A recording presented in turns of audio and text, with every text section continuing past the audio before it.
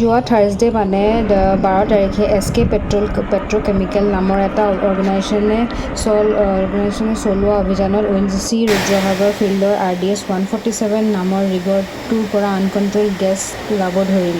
এইটো ইনচিডেণ্ট আমাৰ একদম ঘৰৰ ওচৰতে হৈছে, মানে অপ্ৰক্স আমাৰ ঘৰৰ পৰা মানে ধৰি লওক 1 কিলোমিটাৰ মানতে এইটো ইনচিডেণ্ট হৈ আছে। এই ইনচিডেণ্টটোৰ কাৰণে আমি ইমান বেছি চাফাৰ কৰিব লগা হৈছে, মানে ইমান বেছি শব্দ আহিছে, কণ্টিনিউৱাছ শব্দ, আৰু লগতে ইমান বেছি স্মেল আহি আছে, বহুত বেছি। চব মানুহে এৰিয়াৰো চব মানুহে বহুত বেছি চাফাৰ কৰিছে।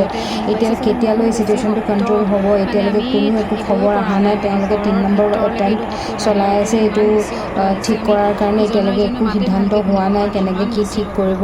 বহুত বেছি টেনশ্যনত আছোঁ আমি চব, মানে ভাবিছোঁ বাঘজানৰ দৰে যাতে এই ইনচিডেণ্টটো নহওক, তাকে আমি চবে ভাবি আছোঁ। আপোনালোকে শব্দটো চাগে শুনি পাইছে, ইমান বেছি শব্দ হৈছে, কি ক'ম মানে আমি ঘৰৰ ভিতৰতে ইজনে মাতেই ভালকৈ শুনা নাই। কণ্টিনিউৱাছ চাউণ্ড অহা এতিয়ালৈকে অলম'ষ্ট 70 আৱাৰ্ছ হৈ গ'ল। চিন্তা বিষয় হৈ গৈছে।